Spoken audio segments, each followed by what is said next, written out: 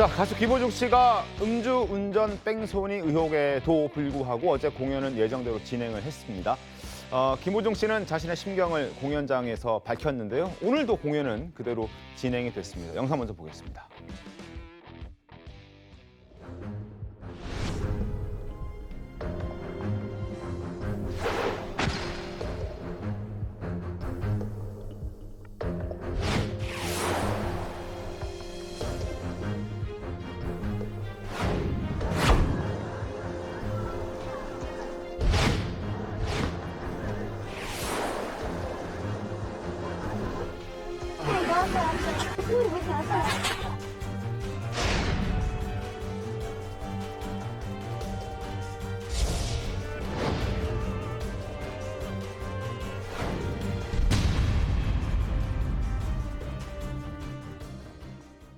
김호중 씨는 어제 공연에서 모든 진실은 밝혀질 것이다. 이런 입장을 밝혔다고 하는데요. 화면 보면서 어떤 내용들을, 어떤 발언들을 했는지 설명드리죠.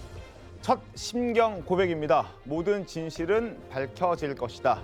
모든 죄와 상처 내가 받겠다. 가장 먼저 떠오르는 말은 후회라는 단어였다. 송구하고 죄송하다. 그리고 여러분들도 잠도 못 자며 힘든 시간을 보내고 있을 거라고 본인이 본다. 풀리지 않는 숙제가 될 것 같다. 바깥에 김호중이 있고 무대에 김호중이 있는데 지금 아마 공연장이었으니까 무대의 김호중으로 공연에 집중하겠다. 최선을 다해서 멋진 공연 보여드리겠다. 이런 취지의 입장도 어제 공연장에서 김호중 씨가 밝힌 것으로 알려지고 있습니다.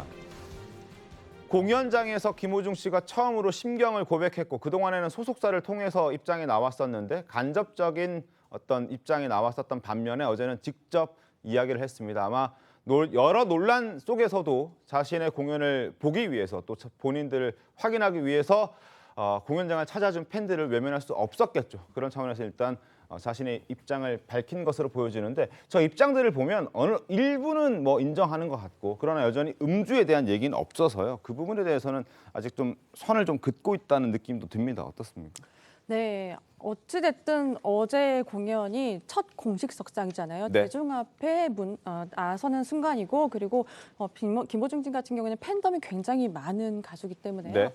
아무래도 계속된 이런 논란에 대해서 직접적으로 밝힐 수밖에 없었던 것 같습니다. 근데 이게 그 심경에서 보면요. 네. 모든 진실은 밝혀질 것이라는 이 단어에서 사실은 이게 음주에 관한 얘기일까라는 추측도 되는데요. 네. 그 뒤에 보면 후회라는 단어가 또 나오거든요. 맞습니다. 아무래도 지금 굉장히 가장 혼란스럽고 처음에 본인이 했던 행동과 계속되는 증거 때문에 곧 음주에 대한 약간 본인의 생각을 밝히지 않을까라는 조심스러운 추측을 해보게 됐습니다.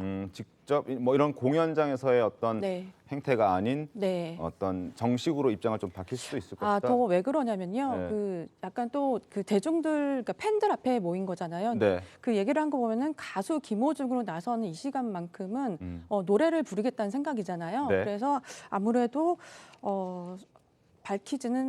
뚜렷한 입장을 밝히지는 않을 것으로 보입니다. 그러니까 공연장에서는 네. 일단 가수 김호중으로서의 모습에 충실하려고 네. 했던 것이고 네. 그리고 앞서도 그래픽에서 보여드렸습니다만 바깥에 김호중이 또 따로 있다라는 네. 얘기를 했던 거잖아요. 그 네. 부분에 의미를 두시는 거죠. 네, 그 부분에서 아무래도 이 바깥의 김호중에서는 아마 이 얘기를 속 시원하게 좀 공연을 다 끝마치고 밝히지 않을까. 아무래도 다음 주가 되지 않을까 생각이 됩니다. 알겠습니다. 네. 어제 콘서트 김호중 씨의 말에 사실 많은 관객들은 환호를 했다는 얘기도 전해지고 있고요. 또 박수를 보냈다, 응원의 박수를 보냈다는 목소리도 여기저기에서 들려오고 있습니다. 어제 창원을 직접 다녀온 권영찬 행복상담연구소장께 저희가 현장 분위기 좀 물어봤거든요. 어떤 얘기하는지 한번 들어보고 이야기를 이어가겠습니다.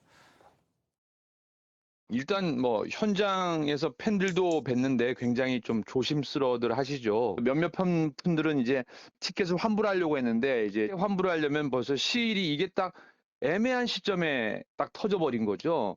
힘 좀 내세요라고 오신 분들도 있는데 굉장히 조심스러워들 하셨어요. 사실은 안 믿고 싶겠죠. 이분들 입장에서는 이게 정말 진짜일까? 사실이라고 받아들이기가 참 어려우실 것 같아요. 김호중 씨가 과연 이 무대를 서고 싶을까라는 생각을 한번 해보셔야 될 것 같아요. 팬들과의 약속이니까 진행하고 싶다는 생각도 할 수 있을 건데 그래도 정해진 약속이고 워낙 큰 거대 규모 공연이거든요.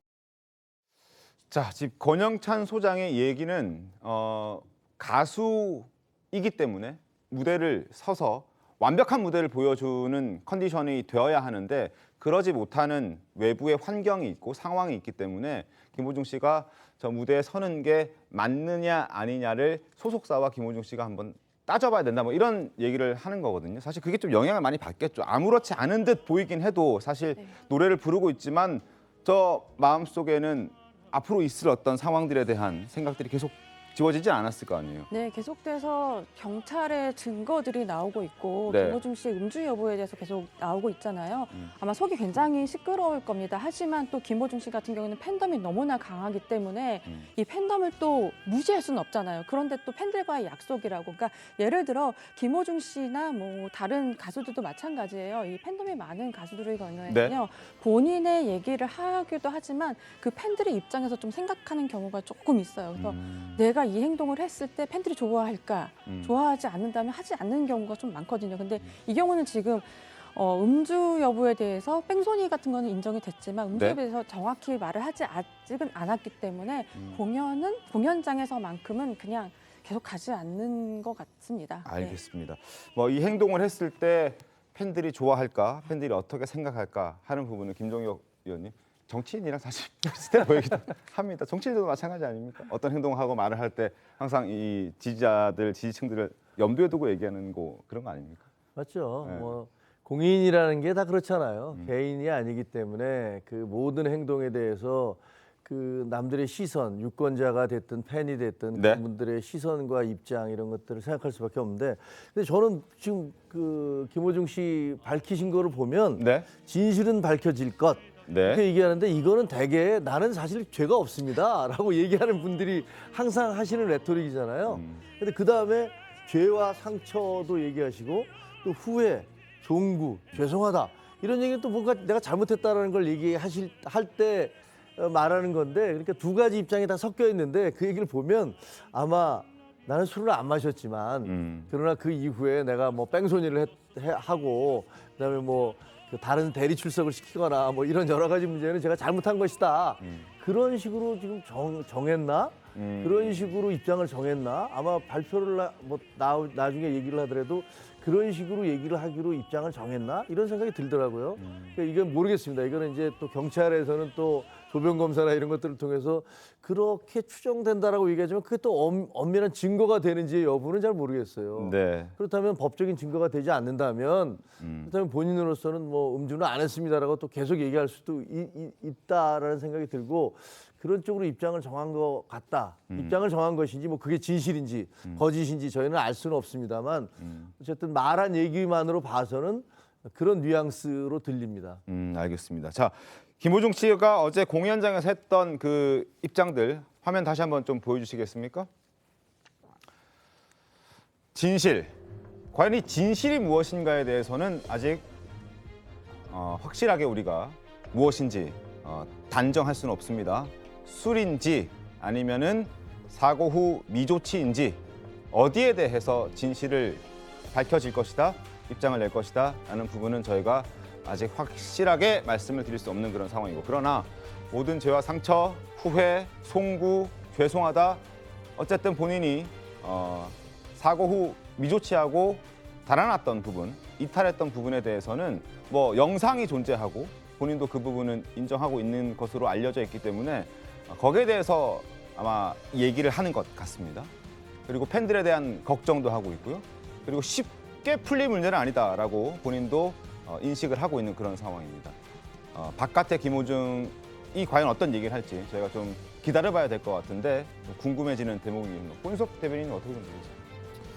네, 저는 이제 그 자꾸 떠오르는 장면이 우리가 합리적인 의심을 하게 되는 여러 가지 이제 정황들이 있고 네. 의혹이 있고 심지어는 증거와 증인이 나오기까지 하는데도 강성 팬덤에 기대서 이제 계속 이제 사실을 부인하고 이게 아주 기나긴 법정 공방으로 가고 이런 장면들을 사실 저는 많이 봤었던 네, 것 네. 같습니다. 데자뷰처럼 느껴집니다. 근데 이제 뭐 그 사건, 뭐 이 사건 다 어떤 것이 진실인지는 우리가 아직 명확하게 규명하지 못했습니다. 그런데 이 사건은 그렇게 되지는 정말 않았으면 좋겠습니다. 근데 이제 김호중 씨가 어제 한 말 중에 모든 죄와 상처는 밝혀질 것이다라고 하니까 사실 이제 지금같이 뭐 모든 이목이 집중되어 있는 상황에서 죄라는 말을 먼저 꺼내는 것은 사실 뭐 예상하지 못했었던 부분인데 그 얘기를 하는 거로 봐서는 아마 이제 아까 기자님이 뭔가 이제 입장 표명을 할 거라고 하시는데 그런 부분에 대한 뭔가 이제 심경의 변화가 있는 것인가 하는 일말의 이제 그런 예상도 하게 되고요. 네. 근데 또 한편으로는 풀리지 않는 숙제가 될 것 같다라는 말을 들으니까 이러면 이게 우리가 생각했었던 그런 기나긴 법정 공방, 진실을 가리기까지 재판은 막 지연되고 또 이런 형태로 가는 것인가 또 이제 그런 그 좀 우려도 되긴 네. 하는데요. 저는 이런 강성 팬덤 어떤 전문가들은 확증 편향 이렇게 말씀하시던데 거기에 기대서 이제 진실을 가리려고 해서는 안 된다. 그래서 김호중 씨가 사실 저도 이제 팬의 뭐 아주 강력한 팬은 아니지만 팬의 네. 한 사람인데 네. 진실이 정말 음주하지 않은 것이라면 명확하게 그 부분을 떳떳하게 밝히고 네. 만약에 그 반대의 경우라면 그것도 진실을 있는 대로 밝히고 그렇게 빨리 해 주셨으면 좋겠습니다. 알겠습니다. 자, 실망한 팬들 표를 취소하려고 했다는 목소리도 들립니다. 그러나 너무나 공연이 임박한 상황에서 관련 뉴스가 보도가 됐고 논란이 증폭됐기 때문에 수수료 문제가 또 있었다고 해요. 이거 뭐 어떻게 해결해야 됩니까? 수수료 문제가 사실 큽니다. 그래서 많은 어떤 팬들 같은 경우에는 지금 이렇게 논란이 있는데 당연히 좀 취소를 해줘야 되는 게 아니냐. 이거는 주최 측에서 해주지 않는 이상 본인이 다 부담돼야 하는 거거든요. 네. 그래서 굉장히 불만이 많은데요. 일단 예매 후 7일 이내에는 취소 수수료가 없습니다. 그런데 그 이후에는요. 장당 4,000원 아니면 티켓 금액의 10%, 20%, 30% 점점 계속 금액이 가중되거든요. 네. 그렇기 때문에 SNS 상에서는 굉장히 취소해 주시면 안 되나요라는 굉장히 댓글이 이어졌었고요. 네. 근데 어찌됐든 지금 강행을 했잖아요. 한 상황이라서 울며 겨자 먹기로 갔다는 팬도 있는 반면에 네. 아니면 나는 상관없다. 음. 그냥 정말 이 잘못된 전 팬심이라고 조금 말씀드리고 싶어요. 너무 이거를 응원을 하니까. 네. 그래서 그냥 열심히 또 보라색 봉을 들고 네. 네, 보라색 봉을 들고 열심히 응원하시는 팬들도 있었다는 거 보면 굉장히 팬들도 이번에 많은 혼란과 함께 같이 좀 생각할 수 있는 계기가 된 것 같습니다. 알겠습니다. 네. 과거 김호중 씨가 팬들 덕분에 본인이 있다라고 얘기를 했고 존재 이유도 당연히 팬이다라고 얘기를 하면서 팬을 위한 노래를 불렀던 적이 있는데 그 목소리 한번 들어보겠습니다. 논란이 되고 나서도 공연을 강행하자, 공연을 꼭 했어만 했느냐, 공연을 좀 취소하거나 아니면은 뭐 자숙해야 되는 그런 모습 보여줘야 되는 거 아니냐라는 지적들이 잇따랐습니다. 그래서 소속사 측과 공연 주최 측에서 앞으로 공연을 어떻게 할 것이냐를 놓고 지금 협의를 하고 있다는 소식이 전해졌습니다. 결국 이걸 취소하냐 마냐를 놓고 얘기를 하고 있는 것 같은데요. 앞으로 공연은 어떻게 될 것 네, 같습니까? 우선 22일과 23일에 공연이 있습니다. 서울에서. 근데 이 공연 자체는요. 주최 측에서는 뭐 하지 말아달라, 다른 대타를 구해달라고 했지만 사실 대타가 없습니다. 네. 그리고 지금 김호중 씨 공연 같은 경우에는 혼자 출연하는 게 아니라 네. 같이 출연하는 아티스트가 또 있어요. 아하. 해외에서 이미 한국으로 왔기 때문에 사실상 현실적으로 봐서는 취소가 불가능하고요. 그리고 만약에 취소를 한다면은 이 김호중 씨 소속사에서 진행한 콘서트들이 있어요. 네. 주최한 거는 사실 취소가 가능하고요. 그래서 아직까지는 이제 예매가 된 부분에 대해서는 아직 취소가 안 되는 것으로 알고 있고요. 아직 티켓 구매가 안 된 공연들은 사실상 못 한다고 봐도 될 것 같습니다. 알겠습니다. 자, 공연 성격에 따라서 강행을 할 수밖에 없는 상황도 벌어질 수 있고 취소를 또 할 수 있는 그런 공연도 있는 것 같은데요. 앞으로 어떻게 좀 공연에 대해서 논의가 진행돼서 결과가 나올지 한번 지켜보도록 하겠습니다. 어찌됐든 김호중 씨가 만약에 공연을 취소한다면 그것 또한 위약금 또한 다 당연히 김호중 씨 측에서 책임을 져야 되는 그런 상황인 거죠. 네, 김호중 씨 측에서 당연히 지는 게 맞고요. 근데 현재까지는 아마 그 위약금이 내는 공연 같은 경우에는 취소가 안 된 걸로 알고 있어서요. 네. 조금 더 뭐 모델이나 이런 다른 광고 계약 쪽에서 조금 더 위약금이 발생할 것으로 보입니다. 알겠습니다. 네. 자, 그리고 김호중 씨의 논란 그중에 가장 뜨거운 거 바로 술을 마셨냐 마시지 않았느냐 음주 정황입니다. 계속해서 음주를 한 것으로 보여지는 상황들이 저희가 확인을 할 수 있는 그런 현재 시점인데요.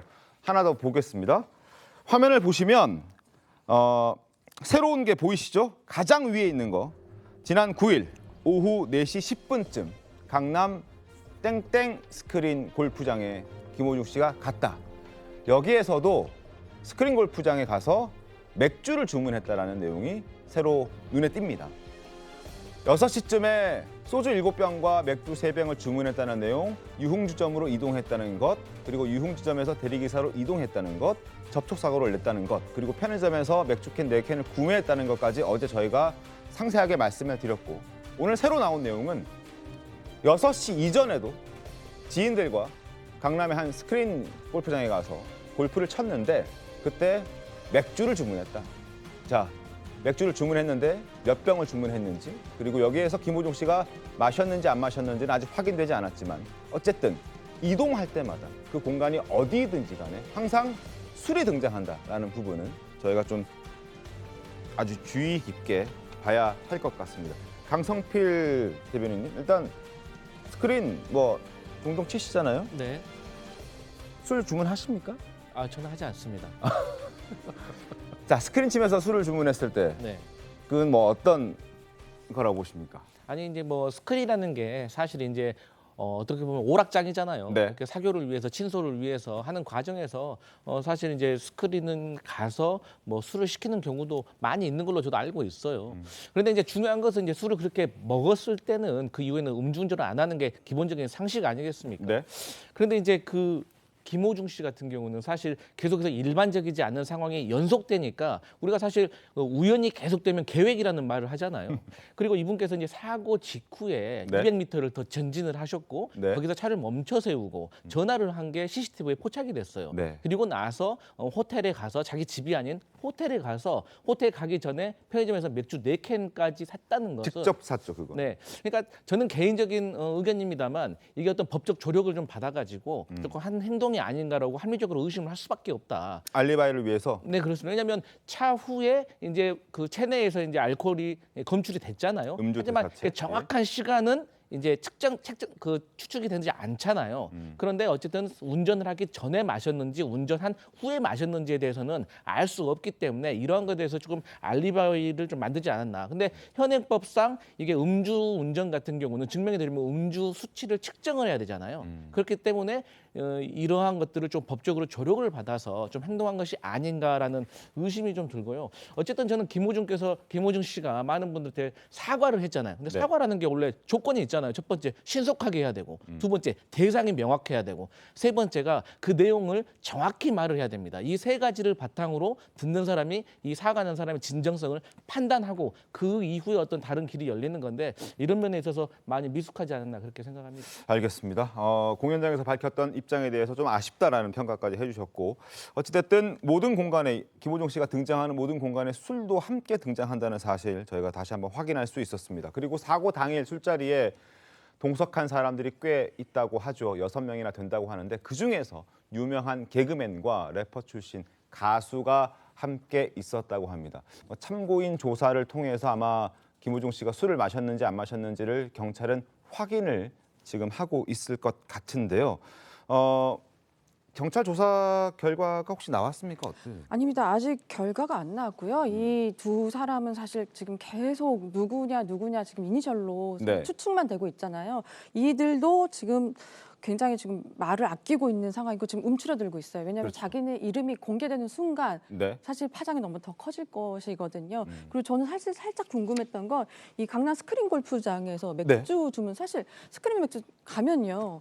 맥주를 주문하긴 하는데 다 마시진 않거든요. 이거는 그렇죠. 약간 뭔가 제가 이게 누구를 만나러 갔을까? 여기서 누구를 만나서 뭘 했을까가 사실 좀 궁금했던 게 김호중 씨가 사실 골프를 그렇게 즐기지 않습니다. 아, 그런가요? 네. 왜 여기를 갔을까? 저는 사실 약간 거기서 좀 궁금증이 더해졌었고요. 그러니까 남 기자께서 아는 네. 김호중 씨는 네. 골프를 즐겨 하지 않는다. 근데 스크린은 또 다른 의미라서 네. 아마 또 골프장에 안 가도 네, 치료 필드에 안 가도 스크린 또 가시잖아요. 그렇죠. 그래서 약간의 뭐 그런 게 있지 않았을 거기에 누가 있었을까 저는 사실 더 궁금한데요. 이 현장에 있었던 사람이 누구였던지 그들의 증언이 지금 가장 핵심으로 보입니다. 알겠습니다. 최초 보도한 기사 내용을 저도 보고 이 방송에 들어왔는데 거기서 스크린 골프장 사장의 사장의 이야기는 김호중 씨가 먼저 와서 연습을 하고 있었고 그 이후에 지인들이 들어왔고 맥주와 음식을 주문했다라고 그렇게 기사에는 되어 있더라고요. 아마 뭐 김호중 씨가 먼저 가서 기다렸던 건 뭐 그 인터뷰를 보면 바로 확인할 수 있는 내용인데 어찌됐든 김호중 씨가 스크린 골프장에서도 맥주를 먹고 그 지인들과 함께 강남에서 식사하면서 소주 7병, 맥주 3병, 그리고 다시 유흥주점까지 이동해서 또 유흥주점에서는 뭐 술이 빠질 수는 없었겠죠.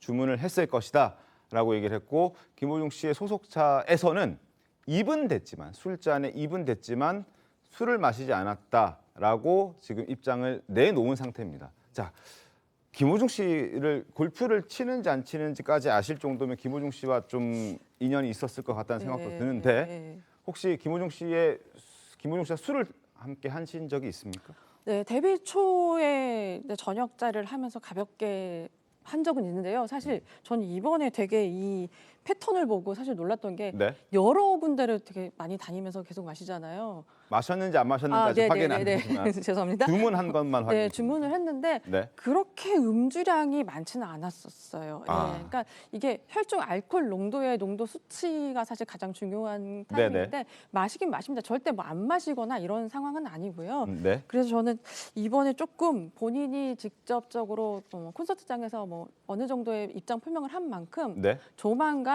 본인의 이 음주 여부에 대해서는 본인의 입으로 한번 말을 하는 게 좋지 않을까라고 조심스럽게 말해봅니다. 알겠습니다. 네. 일단 김호중 씨는 술을 일절 못하는 사람은 아니라는 것, 그리고 술을 적당히는 마실 수 있는 사람이라는 것. 그러나 지난 9일 모임에서 술을 입에 댔는지 안 댔는지, 술잔은 입에 댔다고 합니다만 술을 마시지 않았다고 하니 그 진위 여부가 지금 빨리 밝혀져야 하는 그런 상황은 분명합니다. 지난 10일 이 사건 터지고 경찰 조사에서 음주한 적 없다라고 입장 밝혔던 김호중 씨. 그러나 소속사 관계자는 술잔에 입은 됐지만 마시지 않았다. 그 술잔에 술이 담겨져 있었는지 안 담겨져 있었는지 그건 뭐 저희가 모를 일이지만 저렇게 얘기를 했고 김호중 씨는 술 대신 그 자리에서 차를 마셨다 이렇게 얘기를 합니다. 그리고 국립과학수사연구원 음주 대사체 사고 전 음주 판단한다라고 얘기를 하죠. 사고 후 소변 채취를 했고 약 20시간이 지난 것으로 비춰봤을 때 음주 판단 기준 이상 음주 대사체가 검출됐다. 우리 몸이 알코올을 소화하는 과정에서 발생하는 부산물이 김호중 씨 몸에서도 나왔고 그 시점을 봤을 때 사고 전에 11시 14분 이전에 음주가 있었을 것으로 판단이 되고 그 이전에 있었던 모든 공간에서 맥주, 소주가 등장한다는 것 여러분 제가 다 보여드리고 있는 그런 상황입니다. 그리고 그 자리에 누가 있었느냐 이 부분도 궁금한데 있었던 사람들 중에서 지금 오해를 받고 있는 사람이 있습니다. 허경환 씨가 오해를 좀 받고 있더라고요. 네, 허경환 씨가 지금 오해를 받을 수밖에 없는 상황은 뭐냐면요. 네. 같은 소속사입니다. 아하. 네, 같은 소속사이고 약간 조금 친밀할 것 같은 약간 추측이 있었기 때문에 본인도 되게 당황스러웠을 거예요. 그래서 보통 이런 경우에는 보면은 한번 프레임이 딱 잡히면 벗어날 수 없잖아요. 네. 본인이 적극적으로 SNS로 밝힌 것은요 정말 억울하다. 만약 이것도 거짓말이면 사실 말이 안 되지 않습니까? 그렇죠. 네, 그래서 같은 소속사라는 이유로 사실 조금 오해를 받은 것 같습니다. 네. 저 5월 9일 지금 저 다시 한번 보여주시겠습니까? 저 SNS 사진을 올렸던 저 시점이 5월 9일 오후 8시 44분입니다. 그러니까 김호중 씨가 저녁 식사를 하고 그러니까 지인들과 소주 7병과 맥주 3병이 등장하는 신사동의 식당에서 식사를 하고 이동을 한 뒤 유흥주점으로 이동한 뒤 시간에 다른 지인들과 저렇게 술을 곁들이지 않은 상황에 본인이 있었다라는 사진까지 공유를 하면서 일단 자신을 둘러싸고 있는 루머에 대해서 부인을 하고 있습니다. 가족 사진을 인증한 허경환 씨. 그러니까 저렇게 왜 오해를 받았냐는 부분은 지금 기자님의 설명으로 네. 완벽하게 해소가 됐네요. 같은 네. 소속사였다. 네. 띵크라는 같은 소속사이기 때문에 네. 저는 오해를 불러왔고 뭐 약간의 뭐 친분도 있었겠죠. 네. 자연스럽게. 알겠습니다. 어떤 사람들이 함께 있었는지 궁금한데 아직 뭐 저희가 말씀을 드릴 수는 없고 그런 상황이기 때문에 일단 허경환 씨가 아니라는 부분만 말씀을 드렸습니다. 자, 이런 진술도 나옵니다. 김호중 씨가 술을 마시는 모습을 본 것 같다. 경찰 조사 결과 술자리 동석자와 주점 직원 등의 진술을 확보했는데 김호중 씨가 마시는 걸 본 것 같다. 뭐 김호중 씨는 측에서는 차를 마셨다라고 얘기를 하고 있지만 뭐 약간 유흥주점의 양주 색깔과 사실 차 색깔이 크게 다르지 않기 때문에 뭐 이렇게 멀리서 봤을 때는 저는 오해인지 아닌지 모르겠습니다만 저런 생각을 할 수도 있을 것 같아요. 어떻습니까? 그러니까 저걸 들으니까 그 소속사에서 입에는 댔는데 마시지는 않았다라는 해명을 구태여 왜 했을까 이제 사실 그때는 좀 의문이었는데 많은 분들이 네. 저런 진술이 나올 수 있으니까 그렇게 아마 해명을 미리 해놨던 게 아닌가라는 것이 이제 조금 술잔에 입을 댔는데 마시지 않았다. 그럼 술잔에는 차가 담겨 있었다. 이렇게 지금 주장을 하려고 하는 건가요? 그러니까 이제 주변 사람들이 만약에 김호중 씨가 그때 술을 마시는 것을 내가 본 것 같다 그런 진술을 하면 네. 그게 아니라 이제 입에만 댔고 안 마셨고 차만 마셨다 이렇게 이제 그 방어를 할 수가 있는 거니까요. 이제 그 추정입니다. 그리고 저는 여기에 이제 래퍼 출신 가수하고 코미디언이 계셨는데 이분들은 사실 아무 죄가 없습니다. 네. 뭐 잘못한 게 없습니다. 법적인 책임도 없고 도의적인 책임도 없습니다. 맞습니다. 그냥 같이 있었을 뿐입니다. 네. 본인들은 술을 마셨는지 모르겠고. 그러나 이제 이게 이제 참고인 조사를 받게 되면은 여기서 진실을 말하느냐 안 말하느냐는 이거는 도의적인 책임도 있는 거고 법적인 책임이 될 수도 있습니다. 공무집행 방해가 될 수 만약에 거짓말을 말한다면. 네. 근데 이제 김호중 씨가 정말 술을 안 마셨다면 떳떳하게 이제 증언을 해주셔야 되는 겁니다. 그것은 그 공공의 선과 본인의 의리에 이제 부합하는 겁니다. 근데 만약에 반대의 경우, 만에 하나 술을 마셨다, 근데 내가 봤다. 그렇다면은 그것은 이제 그 사적인 의리보다는 공공의 그 정의를 위해서 그것도 정직하게 진술을 해주셔야 되는 거고요. 네. 그런 과정들을 통해서 이 진상이 밝혀져 나가는 거, 그게 결국 우리 사회 시스템이고 또 공공의 선을 추구해 나가는 그런 것이 아닌가. 이분들한테 뭐 자꾸 이제 이게 누구냐 이런 것은 저는 안 된다고 생각합니다. 네, 알겠습니다. 그래서 저희도 더 이상 그분들이 누구인지 여쭤보지 않습니다. 네, 알겠습니다. 자, 그리고 소속사 측에서 이런 얘기도 하고 있습니다. 현장에서 벗어난 이유는 김호중 씨의 공황장애 때문이다라고 해명을 했죠. 그러나 김호중 씨가 사고 직후에 보였던 모습, 전화 통화하고 있는 거라든지 편의점에서 맥주를 사는 모습이라든지 이런 영상들을 보면 공황장애를 겪는 사람의 모습은 아니다라는 전문가들의 의견이 꽤나 많습니다. 목소리 한번 들어보시죠. 공황 발작이 있었을 때 증상을 보면 가만히 있기 힘들고 안절부절 못하고 숨도 못 쉬고 뭐 주저앉는 경우도 있고 뭐 어지럽다고 하는 경우도 있고 일반적으로 공황 발작이 심하게 온 환자의 모습과 CCTV 찍힌 모습과는 조금 차이가 있지 않을까. 그 공황장애가 난 바로 직후에 지금 이런 자연스러운 행동들을 한다라고 하는 것은 일단 법적으로 좀 자신들의 정당성을 주장하기 위해서 그런 좀 거짓을 뒷받침하는 행동으로 보일 수도 있는. 자, 김호중 씨가 한 예능 프로그램에서 본인이 공황장애 때문에 고생했다라고 말한 적이 있습니다. 그러나 전문가들은 이제 저 영상과 저런 행동들을 봤을 때 적어도 전화하고 편의점에서 보였던 모습들은 공황장애를 겪는 사람에게 나타나지 않는 모습이다라는 견해를 좀 줬던 건데요. 어떻습니까? 남 기자께서도 혹시 그 공황장애에 대해서 얘기를 좀 들어본 적 있으신가요? 저는 실제로 한 2년, 2, 3년 전에 그 김호중 씨랑 인터뷰를 했어요. 네, 1대1로 인터뷰. 네, 영상 인터뷰를 했었는데 당시에 심하게 공황이 있으니 조금 만약에 하다가 중단이 돼도 좀 양해해달라는 연질이 있었거든요. 아, 김호중 씨가 그렇게 얘기를 했던가요? 네, 이미 그걸 알고서 인터뷰를 시작을 했는데 네. 현장에서 그런 적이 있었어요. 이게 인터뷰를 잘 하다가 네. 갑자기 이제 밑으로 숨은 거예요. 테이블 밑으로. 네, 그래서 한 5분 정도 쉬다가 한 적이 있었고요. 근데 어떤 상황이었길래 갑자기 테이블 밑으로 숨었던 겁니까? 곤란한 질문. 아, 곤란한 네. 질문을. 이게 또 곤란한 질문이 뭐냐면, 네, 이 팬덤이 많은 가수들 같은 경우에는 네. 연애나 이런 걸 물어보면 사실 연애. 연애를 물어보면 팬들이 싫어한다고 대답을 하지 않습니다. 근데 약간 조금 당황했었나 봐요. 근데 이제 그 영상 자체가 이제 그게 편집이 돼서 나가진 않았는데 네네. 당시에 이제 인터뷰를 하다 잠깐 스톱을 하고 내려간 적이 있었어요. 그래서 저는 여자친구가 있냐는 질문에 본인이 당황했고 아니, 그 공황 장애의 어떤 증상이 그때 발현이 됐다는 거, 나타났다는 거죠. 그런 비슷한 질문, 좀 강한 질문을 했을 때 네. 나왔었고요. 그래서 저도 좀 당황스러운데 과거에도 이런 증상을 보인 배우들도 있었어요. 이병헌 씨도 이렇게 그 인터뷰장에서 갑자기 질문이 계속 나왔을 때 좀 난감했었어요. 그래서 밑으로 숨은 적이 한 번 있었거든요. 네. 근데 저는 그 경우를 사실 연예인들에서 많이 발견을 했고 이경규 씨 같은 경우에는 이만큼 약봉지를 많이 가지고 다녀요. 실제로 보여주기도 합니다. 저는 김호중 씨 같은 경우도 사실 이게 공황장애가 얼마나 힘든지는 사실 직접 봤기 때문에 알고 인지하고 있었는데 저 영상만으로는 솔직히 말해서 네. 이게 뭐 음성이 나온 것도 아니고 현재 어떤 상황인지 모르지 않습니까? 그래서 그것은 사실 조금 판단이 좀 불가하지 않나라고 얘기할 수 있겠습니다. 알겠습니다. 김호중 씨가 공황장애, 지금 남혜연 기자께서도 설명해 주셨지만 본인이 직접 경험한 걸 이제 말씀을 해 주셨는데요. 공황장애가 있었던 것은 맞다 손 치더라도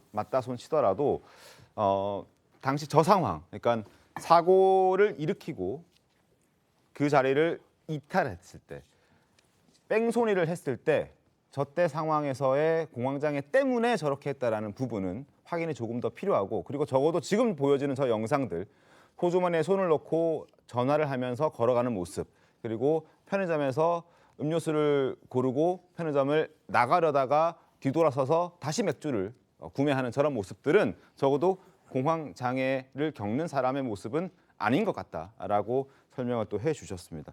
어찌됐든 여러 가지 오해들을 나올 수 있는 해명들이었기 때문에 저희가 좀 설명을 드렸고, 어찌됐든 팬들을 위해서라면 뭐 많은, 여기 호준석 대변인도 말씀해 주셨지만 진실을 설명해주고 또 사과할 건 사과하고 또 아닌 게 있으면 또 아닌 걸 분명히 밝혀주고, 이런 게 팬들을 위해서라도 옳은 행동이 아닌가 하는 생각을 다시 한번 해봅니다. 계속해서 상황을 좀 지켜보겠고요. 그리고 또 다른 연예 소식을 하나 더 준비했습니다. 유명한 사람이죠. 반려견 훈련사 강형욱 씨의 갑질 논란이 또 벌어지고 있습니다. 강형욱 씨가 운영 중인 이 회사가 있는데요. 보듬 컴퍼니라는 회사가 있습니다. 여기에 다녔던 직원들이 갑자기 뭐 폭로하기 시작했습니다. 화면 보여주시죠. 자, 기업 평가를 1.7로 지금 직원들이 주고 있고요. 과연 개통령이라고 불리는 이 강형욱 씨 회사에 무슨 일이 벌어졌을까? 일단 직원들을 소모품으로 생각한다. 그리고 불만 가지지 못하게 가스라이팅을 한다. 휴일의 전화로 정리해고를 한다. 그리고 화나면 줬던 선물을 다시 빼앗는다. 퇴사 후에 정신과 치료를 받고 있는 사람도 있다. SNS로 직원들 사생활까지 감시를 한다. 저런 글들이 지금 올라오고 있습니다.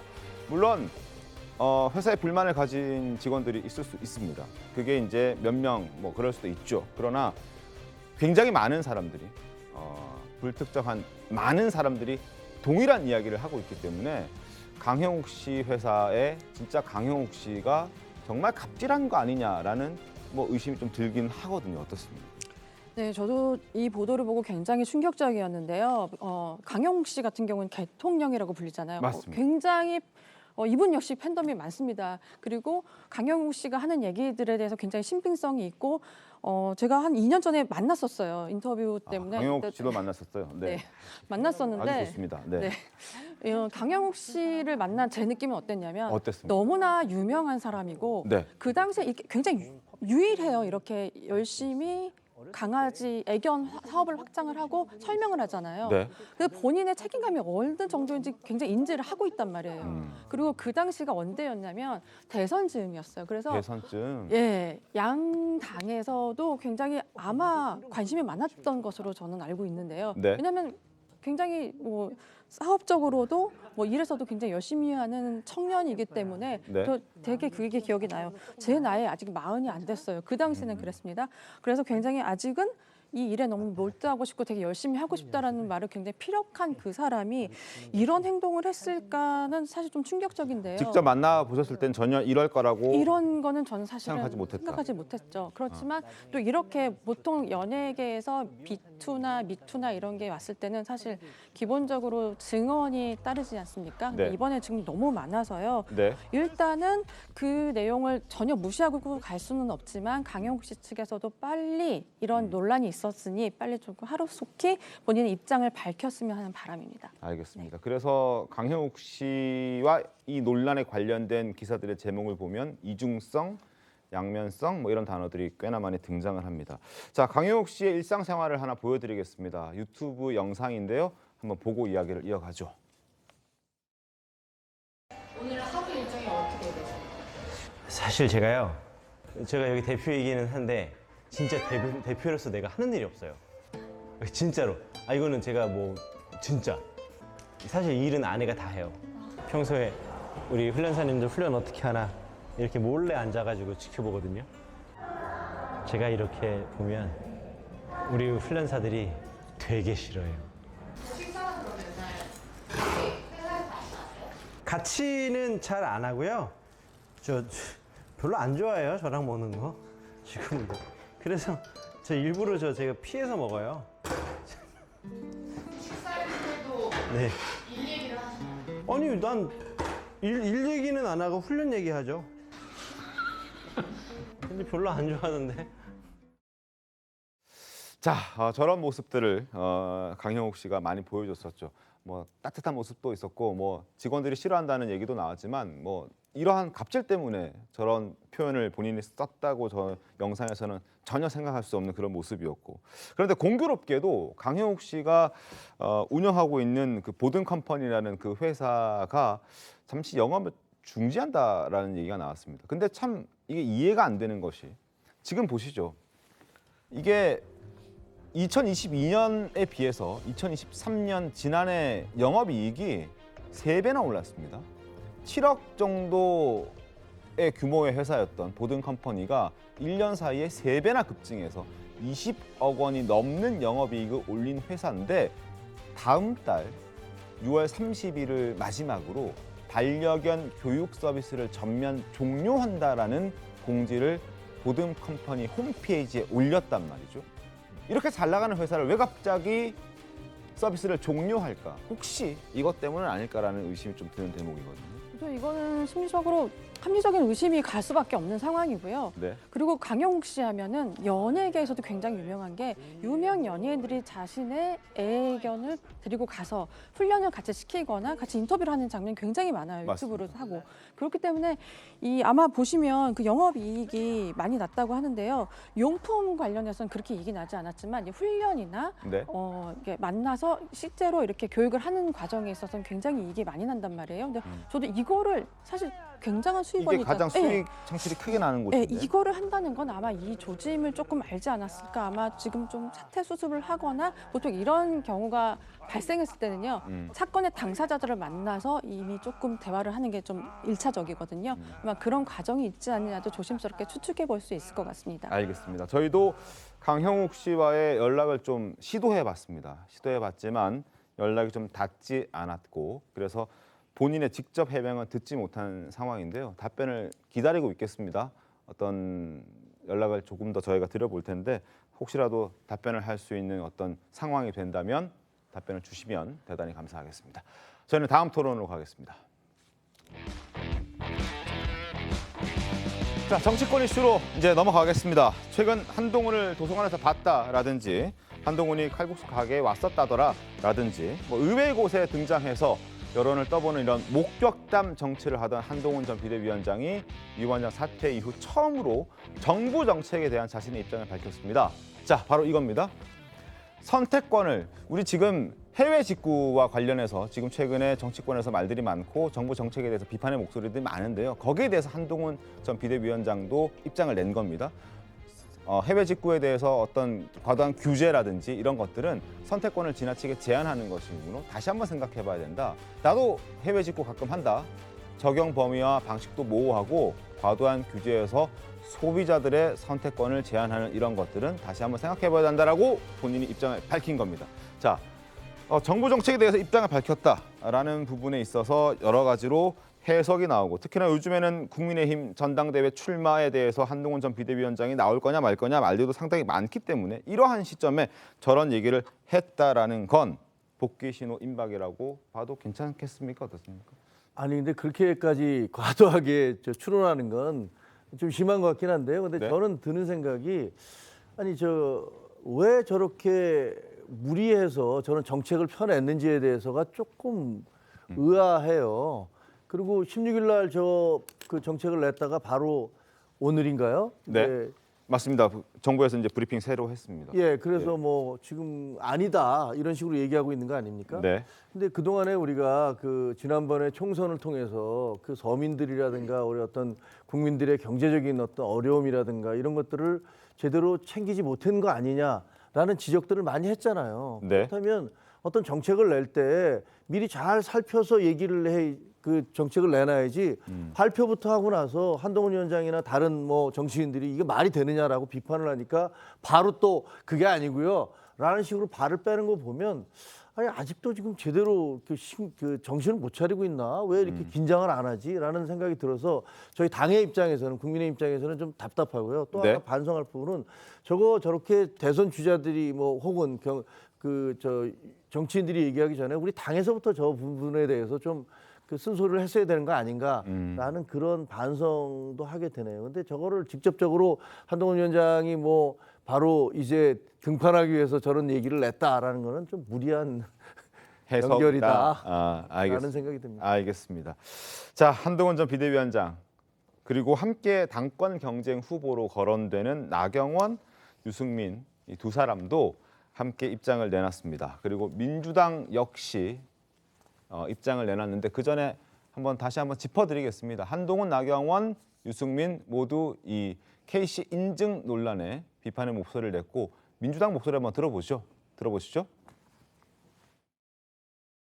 무대책, 무계획 정책을 발표했다가 아니면 말고식으로 접는 게 한두 번이 아닙니다. 이미 해외 직구는 국민의 소비 양상 중 하나로 자리 잡았습니다. 안전한 상품과 합리적 구매를 요구했더니 시장 자체를 빼앗은 꼴입니다. 국민의 요구를 오독해도 한참 잘못 읽었습니다. 입만 열면 자유를 외치더니 퇴행적 쇄국 정책으로 21세기 흥선대원군이라도 되려는 겁니까? 자, 이러한 부정적 반응들 때문인지는 모르겠습니다만 정부가 오늘 긴급 브리핑을 열고 한 발 물러섰습니다. 정부 목소리도 한번 들어보겠습니다. 해외 직구 급증에 따른 소비자 안전 강화 및 기업 경쟁력 제고 방안을 마련하였습니다. 어린이 사용 제품과 전기, 생활용품에 대해서는 안전 인증을 더욱 강화하겠습니다. 유해성이 확인된 제품의 경우 신속한 차단 조치를 통해 저희가 말씀드린 80개 유해 품목의 해외 직구를 사전적으로 전면 금지 차단한다. 이건 사실이 아닙니다. 현실적으로 가능한 얘기가 아니고요. 그럼 정부가 지금 뭘 하려고 이걸 발표를 한 거냐. 80개 품목에 좀 위험할 것 같은 품목에 대해서 유해성 조사를 할 겁니다. 그 작업을 하려고 시작을 한 작업이고요. 자, 정부가 난처해진 모습이 저 브리퍼의 표정에서 바로 느껴지는 오늘 모습이었습니다. 한 말씀 해주시죠. 네. 저도 지난번 이제 만옷의 입학 때와 이제 비슷한 약간 그런 양상인데 이게 국민들의 여론을 충분히 수렴하지 못하고 충분히 잘 설명하지 못하고 이런 부분이 미숙했다라는 것은 인정을 하는데 이것이 전부 갑자기 뜬금없이 갑자기 나온 것은 아닙니다, 사실은. 왜냐하면 그 해외 직구 특히 이제 중국의 플랫폼인 이른바 알테슈를 통해서 지난해 해외 직구가 3조 원이 넘었습니다. 이런 추세로 가면 올해는 5조 원이 넘을 것으로 예상되고요. 우리나라 국내 제조업체 80%가 매출에 심각한 영향을 받고 있다는 조사 결과가 나왔었고 근데 문제는 이제 공정한 경쟁이 안 된다는 겁니다. 우리나라 업체들은 저 KC 인증 마크 받기 위해서 돈도 많이 써야 되고요. 또 소재 이런 것도 다 이제 그 규제를 받는데 그냥 직구해 온 것들은 그런 것에 대한 어떤 그 검증이라든가 이런 규제가 없으니까 값이 이제 절반에 불과하고 그러니까 정부가 대책 마련한다고 하는데 정부 대책 기다리다가 이미 업체는 도산하게 생겼다 이런 보도들이 이미 많이 나왔었거든요. 그러니까 정부는 아마 이제 그 급한 마음에 대책을 이제 내놓았다고 생각이 되는데 조금 이제 그 설리웠다라는 부분 이제 비판을 받아야 될 것 같습니다. 알겠습니다. 그래서 이제 다시 한번 재차 브리핑을 했고 보도 자료만 벌써 2차례나 추가로 나온 그런 상황입니다. 어쨌든 조금 더 법률적으로 따져보고 신중하게 접근하겠다라는 정부의 입장이 오늘 새로 나왔다는 걸 다시 한번 말씀을 드리겠고 어찌됐든 이 해외 직구에 대한 자신의 입장을 분명히 밝히면서 등판을 한 한동훈 전 비대위원장 이야기로 이어가도록 하겠습니다. 전당대회 출마는 사실 어느 정도 결정한 것 아닌가 하는 생각도 듭니다. 김정혁 그 부총장께서는 그렇게까지 과도하게 해석할 필요가 있겠냐라는 말씀을 해주셨지만 과거 선거 때 사무총장으로 한동훈 전 위원장과 호흡을 맞췄던 장동혁 의원의 했던 말이 갑자기 생각이 납니다. 이 정부 정책에 대해서 본인이 SNS를 통해서 직접 밝혔던 걸 보면서 드는 생각이었는데요. 출마는 스스로 결정해야 된다는 말이 생각이 났었습니다. 그래서 그 목소리 한번 들려드릴까 합니다. 들어보시죠. 저도 한동훈 위원장님과 소통을 하지만 상황이 이렇고 이런 여론들도 있고 뭐 이렇게 보는 분들도 있다라는 말씀만 드리지 그것은 전적으로 오롯이 한동훈 위원장이 스스로 고민하시고 스스로 판단하시고 결단할 문제라고 생각을 합니다. 자, 때문에 지금 김종혁 부총장께서 말씀해 주셨던 것처럼 전당대회 등판을 시사하는 건 아니라 그렇게 치더라도 어찌됐든 정부 정책에 비판하는 목소리를 냈다는 점에서는 적어도 윤석열 대통령과의 관계는 조금 내가 차이점을 두겠다라는 메시지 정도는 전달된 거 아닌가요? 사실 뭐 본인이 뭐 정치를 오래 하지는 않았지만 이번 총선을 통해서 자신의 말 한마디가 가져오는 파장, 의도 뭐 이런 부분들에 대해서 많은 사람들이 관심을 가진다는 건 분명히 알잖아요. 그럼에도 불구하고 사실 정부가 한 여러 가지 하니까 지금 규제에 대해서 강한 반대의 목소리를 냈다는 것 자체가 사람들은 내가 이런 목소리를 내면 윤 대통령과의 차별화로 읽겠구나라고 그걸 왜 모르겠어요. 그렇다고 한다면 사실은 어떻게 보면 지금 정부 잘못된 정책을 비판하는 한편으로는 나름대로는 만약에 차기 전당대회를 나갈 경우에는 윤 대통령과의 차별화에 대한 의지를 저는 애들로서 저는 드러냈다는 생각이 들고요. 무엇보다도 지금 사실은 어떻게 보면 한동훈 전 비대위원장이 이런 목소리를 낸다는 것 자체, 이 시점 자체가 상당히 좀 미묘하다는 거죠. 본인의 여러 가지 일거수일투족에 대해서 모든 것이 정치적으로 해석되고 있는 상황이잖아요. 그런 상황에서 이 딴 것도 아니고 정부의 정책에 대해서 직접적인 비판을 낸다. 이거는 뭐 내가 정치권에 등판하겠다. 다시 돌아가겠다는 의지를 뭐 그냥 이야기한 것이 아닐까 하는 생각이 들고요. 특히 지금 한동훈 비대위원장이 오늘 이런 이야기를 했어요. 우리 정부의 규제 혁파는 공정한 경쟁과 선택 보장을 위한 것이어야 된다. 이런 말을 했는데 저는 어떻게 들리냐면 우리 당의 전당대회는 공정한 경쟁과 선택 보장을 위한 것이어야 된다라고 들릴 정도로 상당히 정치적 의미가 저는 좀 무겁게 다가왔습니다. 알겠습니다. 한동훈 전 비대위원장 등판은 뭐 기정사실이라고 보는 시각들이 굉장히 많습니다. 한동훈 전 비대위원장 역시 실패한 정치인으로 물러나지는 않을 겁니다. 어떻게든 자신의 힘으로 당을 재건하는 모습을 국민들께 보여주고 싶을 거라고 생각이 됩니다. 한 전 위원장의 이런 마음은 사실 지난 총선 유세 현장에서도 잘 드러납니다. 또 계속해서 한 전 위원장과 소통하고 있는 그 영입 인재 1호였죠. 박상수 변호사의 발언에서도 한 전 위원장의 의지는 엿볼 수 있습니다. 한번 들어보시죠. 우리 국민의힘, 우리 정부에 부족한 거 있으시다고 생각할 것 같습니다. 저도 인정합니다. 저도 바꾸고 싶습니다. 그런데 제가 바꾸고 있지 않습니까? 제가 앞으로도 그렇게 할 겁니다. 저를 믿어주십시오. 제가 누구의 눈치도 보지 않고 오로지 여러분의 눈치만 본다는 거 모르시겠습니까? 이제 한동훈 위원장이 보면은 사무국 사람들도 그렇고 영입 인재들도 그렇고 본인이 이렇게 인연이 있었던 사람들을 이렇게 챙기시는 거는 있는 것 같아요. 그래서 그런 연락들은 저만 받는 거는 아니고 이제 영입 인재들이나 이런 친구들은 다 받고 있는 지금 상황인 것 같고 전당대회 이런 이야기는 없고 다만 이제 요즘 이제 돌아가는 당의 상황이나 아니면 우리 정부 그리고 앞으로 우리 보수가 이렇게 다시 재집권해서 나갈 그런 방향 그리고 특히 수도권을 재건해야 된다라는 이 측면과 관련돼서는 이야기를 나누는 것은 있습니다. 자, 여러 가지 지인들과 자신과 함께 정치를 앞으로 해 나갈 사람들과 함께 이야기를 하고 있다는 걸 박상수 변호사를 통해서 확인할 수 있었고 어찌됐든 복귀 분위기는 조성이 되고 있는 그런 상황입니다. 총선 패배 책임론 여기에 대해서 본인이 좀 해결해야 될 문제는 좀 있긴 합니다만 어찌됐든 비대위원장으로 노력하는 모습을 보여줬었고 그리고 본인이 하고 싶어서 했다기보다는 누군가의 부탁을 받고 이제 했던 부분도 크기 때문에 이렇게까지 책임을 져야 하냐라는 그런 지적들도 일각에서는 있는 것으로 지금 파악이 되고 있는데 한번 상황을 좀 지켜보고 언제 등판할지도 좀 기다려 보도록 하겠습니다. 자, 그리고 한동훈 하면 따라오는 연관 검색어라고 해야 될까요? 홍준표 대구시장 있죠. 최근 잇따라 저격하는 목소리를 계속 내고 있습니다. 한번 들어보시죠.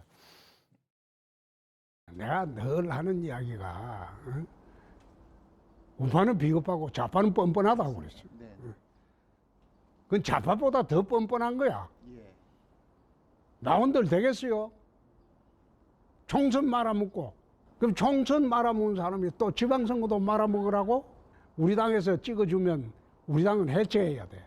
비대위원장을 임명할 때 그때는 한동훈이 안 된다고 했어요.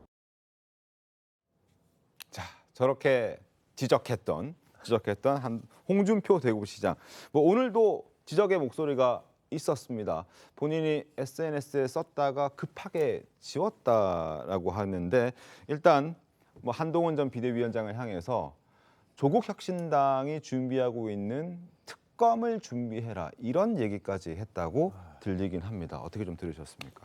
그러니까 저는요 그 홍준표 대구시장님이 하시는 말씀 들어보잖아요. 네. 저렇게 옳은 소리를 저렇게 기분 나쁘게도 할 수 있구나라는 생각을 많이 해봅니다. 사실 그 홍준표 대구시장이 지적했던 바는 맞습니다. 네. 그러니까 한동훈 전 비대위원장이요 조금 더 잘했더라고 하면 108석이 아니라 118석이 될 수도 있습니다.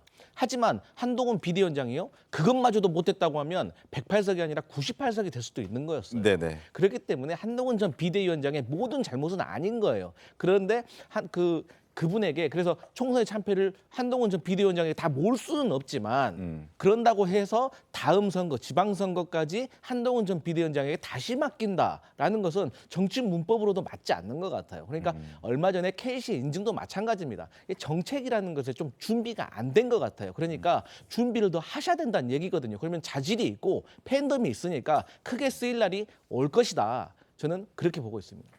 저는 좀 반박을 해야겠는데요. 저는 이제 이번 선거에서 현장에서 뛰어봤기 때문에 지금 홍준표 시장께서 말씀하시는 게 얼마나 일반 당원들이나 그 출마했던 후보자들이 보기에는 터무니없는 얘기인지 그게 와닿거든요. 아니 선거 때 너나 없이 제발 한번 와서 우리 지역에서 유세해달라고 사정하지 않았습니까? 다들 저희 지역에서도 그랬고 다른 지역에서도 다들 그랬던 거 저희 다 알고 있어요. 그때는 그럼 왜 그랬습니까?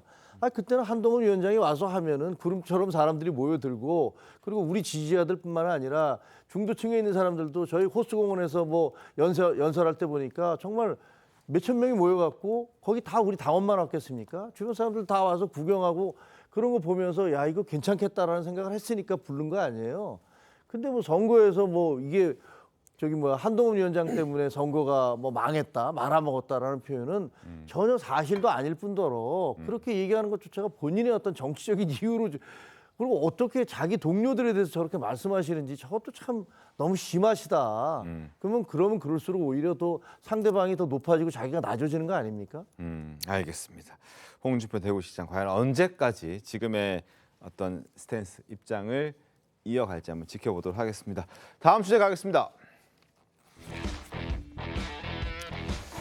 자, 문재인 전 대통령의 회고록 논란이 오늘까지도 이어지고 있습니다. 2018년 김정숙 여사의 타지말 단독 방문을 두고 영부인의 첫 단독 외교다라고 밝힌 바가 있는데요. 내용 함께 살펴보죠. 인도 모디 총리가 허황후 기념 공연이 개장할 때 재차 초청을 했다. 그러니까 대통령에게 나로서는 인도를 또 다시 가기가 어려웠다. 고사했더니 그렇다면 아내를 영부인을 대신 보내달라고 다시 한번 초청해왔다. 그래서 김정숙 여사가 문재인 전 대통령 본인 대신 개장 행사에 참석했다라고 본인의 회고록에 쓴 겁니다. 이게 이제 논란이 됐었죠. 과거 국정감사에서도 굉장히 시끄러웠던 이슈 중에 하나였는데요. 자, 2년 전 국정감사장으로 한번 돌아가 보겠습니다. 하지만 할 방문이 김정숙 여사의 이른바 버킷리스트가 아니냐. 이후 더 논란이 되자 인도 측에서 지속적으로 우리의 고위 인사 참석을 희망해옴에 따라 성사가 됐다라고 밝혔습니다. 이런 사례 보신 적 있습니까? 상당히 이례적인. 청와대가 해명했던 지속적인 요청이라는 해명과는 달리 당시 인도 현지에서도 영부인이 올 줄 몰랐는데 와줘서 좀 당황한 반응이었습니다. 일단락이 된 듯 알았습니다. 그런데 다시 한번 불이 지펴졌습니다. 어떻게 좀 보셨습니까? 이 부분에 대해서. 아니, 저는 문재인 대통령께서 이제 회고록을 쓰셨잖아요. 네. 근데 사실 저는 저 내용을 잘 알고 있거든요. 저 기사를 처음에 김정숙 버킷리스트라고 썼던 칼럼이 썼던 기자가 중앙일보에 있는 논설위 의원이었고 네. 제가 잘 아는 분이어서 그 진행 과정을 잘 알고 있습니다. 네. 근데 이게 어떻게 된 거냐면요. 처음에 그 두 분이서 문재인 대통령과 김정숙 여사가 인도에 국빈 방문을 했어요. 네. 국빈 방문을 한 다음에 그때 당시에도 국빈 방문을 했을 때도 김정숙 여사는 혼자서 후마윤 묘지를 또 다녀오셨어요. 그 관광지로 그 유명한 그 묘지를 다녀오셨고 그다음에 4달 뒤에 다시 혼자서 글로 가시는 거예요. 네. 근데 지금 민주당에서 대통령이 주장하는 것은 문재인 전 대통령께서 주장하시는 것은 무슨 영부인이 단독 정상 외교를 했다라고 주장하시는 거잖아요. 그러면 외교적으로 무슨 활동을 하셨는지가 다 나와야 될 거 아닙니까? 지금까지 그 김정숙 버킷리스트의 진실이라는 그 기자가 또 책도 썼거든요. 네. 그 책에 보면은 인도 쪽에서 주장하고는 아니 우리는 사실은 그 외교부 장관이나 네. 아니면 그 문체부 장관 정도가 올 거라고 생각을 했는데 한국 정부에서 여사가 오겠다고 얘기를 해서 깜짝 놀랐고 그러면 우리가 초청장을 다시 보내겠다고 해서 보냈다. 그다음에 그 여사가 오셨다. 와서 3박 4일 동안 계시면서 그냥 그 허황후 그러니까 김수로 왕의 부인이었던 허황후의 기념공원뿐만이 아니라 다른 지역에서 열리는 그 축제에도 갔었고 그다음에 또 타지마을 묘까지 3박 4일을 어떻게 보면 관광 일정처럼 이렇게 다니고 가셨던 거 아닙니까? 그래서 문제가 된 거예요. 근데 그 기사도 났었고 그 기사를 쓴 기자에 대해서 당시 청와대에서 소송을 걸었어요. 네. 소송을 걸고 정정 보도를 해달라고 했는데 사실이기 때문에 정정 보도를 하지 않겠다라고 얘기했고 1심 재판에서 청와대가 패소를 했어요. 그 기사가 사실이 아니라고 볼 근거가 없다. 그 기사는요 더 심각한 내용이거든요. 왜 김정숙 여사가 저렇게 그 유네스코 그 문화유산이라고 된 그런 장소에만 그렇게 다니느냐 이거 버킷리스트 아니냐라고 그런 기사를 썼는데 판결 내용이 그 기사가 사실이 아니라고 볼 근거가 없다 이렇게 돼 있는 거예요. 그래서 2심까지 갔어요. 2심에서 청와대가 이걸 드롭을 네. 그러면서 뭐라고 그러냐면 그 기사 뒤에다가 한 줄만 그러니까 예를 들면 이것은 청와대 쪽에서는 뭐라고 밝혀왔습니다. 이거 한 줄만 넣어달라고 해갖고 그게 드랍이 됐단 말이에요. 만약에 저게 사실이 아니면 당시에 청와대가 가만히 있었겠습니까? 그렇게 재판 결과까지 다 명백히 나온 것을 놓고서 지금 다시 회고록을 쓰셔서 저는 깜짝 놀랐어요. 오늘도 제가 그 교보문고에 가서 보다가 야 이게 어떻게 이런 식의 네. 과장과 왜곡이 있을 수 있지라고 해서 저는 그냥 덮어버렸는데 알겠습니다. 문제가 될 겁니다. 저거. 알겠습니다. 그 문재인 전 대통령의 기억이 많이 왜곡돼 있습니다. 지금 저기 이제 개장식이라고 쓰셨는데 기공식입니다. 기공식. 허황후 기공식이 대통령이나 영부인이 참석해야 될 정도로 대단한 겁니까? 인도에서 허황후가 그렇게 중요합니까? 가야사에 대해서 우리나라 문재인 정부가 꽂혀가지고 2017년에 국정과제로까지 넣었었던 것 우리가 하는 그런 프로그램입니다. 그리고 그 당시엔 뭐라고 그 문재인 정부가 설명했냐면요. 16년 만에 대통령 부인 단독 해외 방문이라고 설명을 했었습니다. 2002년에 이희호 여사가 유엔 아동특별총회에 정부 대표단을 이끌고 참석한 적이 있었습니다. 그 사례를 염두에 둔 겁니다. 제가 그때 같이 동행 취재했었던 기자인데요. 그 당시 이희호 여사는 김대중 대통령 못지않게 해외에서도 민주인권 분야에서 이제 명망이 있었던 그런 인사입니다. 그리고 그때 우리나라는 유엔 총회 의장국이었습니다. 그래서 개회 선언을 해야 되는 그런 명분이 있었던 행사인 것입니다. 그런데 그때 만약에 이희호 여사가 하지도 않았을 뿐더러 그 뉴욕에 가서 만약에 브로드웨이 뮤지컬을 한번 봤다. 그랬다면 그게 문제가 되겠습니까? 문제 아무도 삼지 않았을 겁니다. 이것이 문제가 되는 이유는 본말이 전도돼 있다고 많은 사람들이 느끼기 때문입니다. 타지마을 가기 위해서 갑자기 그쪽에서 초청도 안 했는데 뭐 도종환 장관 정도 오면 뭐 좋겠다 뭐 이렇게 했는데 여사가 직접 가겠다. 사흘 만에 예산 편성이 일사천리로 이루어집니다. 대통령 전용기가 뜹니다. 이호 여사는 민항기 타고 왔었습니다. 그런데 거기에 청와대 전속 요리사까지 겨우 3박 4일 가는데 대동하고 이걸 곱게 볼 국민이 어디 있겠습니까? 진실은 진실대로 밝혀져야 되는 거고요. 김건희 여사에 대해서 의혹이 있는 것 해소해야 되는 것처럼 김정숙 여사에 대해서도 국민들이 많은 의혹을 보편적으로 갖고 있다면 해소해야 되는 겁니다. 알겠습니다. 반론 기회도 드리겠습니다. 네, 그 김정숙 여사가요, 그 인도 타지마을 갔을 때요, 모든 일정이 공개가 됐습니다. 그러니까 기자단이 다 따라갔다는 거죠. 가서 다 모든 걸 보도했다는 거예요. 만약에 개인적인 일정이고 사적인 일정이고 그런 뭐 뉘앙스가 있었다고 하면 비공개 일정도 있었을 겁니다.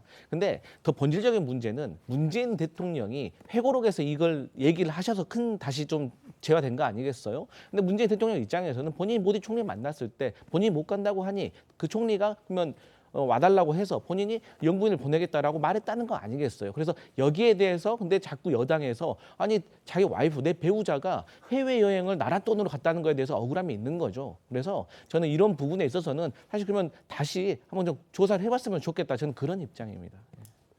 말씀해 주십시오. 아니 그거 이미 보도에도 다 나왔고요. 인도 쪽에서 요구를 한 게 아니라 김정숙 여사가 요구를 해서 그래서 보내줬다라는 게 이미 보도에도 나왔고 소송까지 갔었던 내용이에요. 자, 그 보도를 그렇죠. 저희 TV조선이 했었고 이제 와서 뭐 그거를 거꾸로 지금 말이죠. 김정숙 여사에 대해서 기왕 말이 나왔으니까 말씀을 드리는데 체코 대통령이 외유 중일 때 체코를 방문했어요. 그래서 프라하성 보고 오셨잖아요. 대통령 없는 나라에 들어가서 관광하고 오는 게 그 외교 행사인지 잘 모르겠고 또 노르웨이의 그 베르겐이라는 그 유명한 도시에 가서 그리그 그 음악가 생가까지 갔다 오셨거든요. 그것도 그 사적인 이유로 해서 간 거 아니냐라고 비판이 있었고 그때 노르웨이 정부가 꼭 와달라고 했다라고 해명을 했지만 나중에 알고 보니까 그것도 아니었다는 게 밝혀졌어요. 알겠습니다. 그러니까 여러 가지 면에서 김정숙 여사의 해외 여행에 대해서는 논란이 많은데 본인이 그렇게 기사를 회고록까지 쓰셨으니까 이번 기회에 반드시 그게 다시 재조명돼서 무엇이 진실인지 밝혀줬으면 좋겠다라고 생각을 합니다. 알겠습니다. 자, 해당 내용들은 사실 저희 TV조선에서도 단독 보도를 해드린 적이 있습니다. 그러니까 지금 과거 청와대가 주장했던 것이 사실이 아니다는 점을 저희도 확실한 취재를 통해서 보도를 해드렸던 적이 있습니다. 자, 그 부분도 확인을 한번 해드리도록 하겠습니다. 나중에. 그리고 또 하나 지금 회고록을 놓고 말들이 많은 것들이 바로 이런 겁니다. 연평도 관련된 얘기, 뭐 그리고 또 KTX를 타겠다는 둥, 그리고 남북 연락사무소 폭파 관련해서 뭐 미안하다, 다시 하자, 뭐 이런 얘기들을 쭉 회고록에 적어놨단 말이죠. 그래서 나경원 당선인께서 이런 얘기도 하고 있습니다. 김정은 대변인이라고 지적도 하고 있는데 과거 나경원 전 의원이 원내대표 시절에 수석 대변인이라고 얘기를 해서 화제가 됐던 적이 있거든요. 그 목소리 한번 들어보겠습니다. 문재인 정부 외교안보 정책은 원인과 결과, 진실과 거짓을 구별하지 못하는 위험한 도박일 뿐입니다. 이제 그 위험한 도박을 멈추어 주십시오. 북한에 대해 밑도 끝도 없는 옹호와 대변, 이제는 부끄럽습니다. 더 이상 대한민국 대통령이 김정은 수석 대변인이라는 낯뜨거운 이야기를 듣지 않게 해 주십시오. 저때 생각이 납니다. 저때 저런 지적을 하고 난 다음에 상당히 화제가 됐었던 게 기억이 나는데요. 어떻게 좀 보셨습니까? 뭐 나경원 전 의원 입장에서는 뭐 본인이 원내대표 때 교섭단체 대표 연설을 통해서 이야기했던 것이 김정은 수석 대변인이라는 그 입장을 이번 회고록 보고서도 뭐 똑같이 느끼고 아마 그렇게 생각을 할 수 있겠죠. 저는 그런 생각을 합니다. 이 대북 정책이라는 것은 결국 각 정파의 뭐랄까요, 정치적인 신념 그리고 더 나아가서는 또 이 대북 정책은 일종의 하나의 선택이잖아요. 그러한 부분들을 하니까 대통령 선거에서 공약을 내거는 거 아니에요. 그렇다고 한다면 그걸 보고 국민들이 표심을 판단해서 선택한 정부라고 한다면 그 정부는 뭐 그러니까 이 지금 그러니까 대선의 결과에 따라서 노력할 수밖에 없는 것이고 또 하나는 대한민국의 대통령은요 그러니까 지금 평화적인 통일을 지향하는 해야 되는 헌법적 의무를 갖고 있기 때문에 뭐 그런 관점에서는 뭐 또 이 문재인 대통령 입장에서는 할 만큼 했다는 생각을 저는 하고 있습니다. 알겠습니다. 자, 여러 가지 얘기를 좀 다뤄봤습니다. 저희는 다음 주 주말 오후 5시 40분에 찾아뵙도록 하겠습니다. 이어지는 뉴스7도 많은 시청 바라겠습니다. 고맙습니다.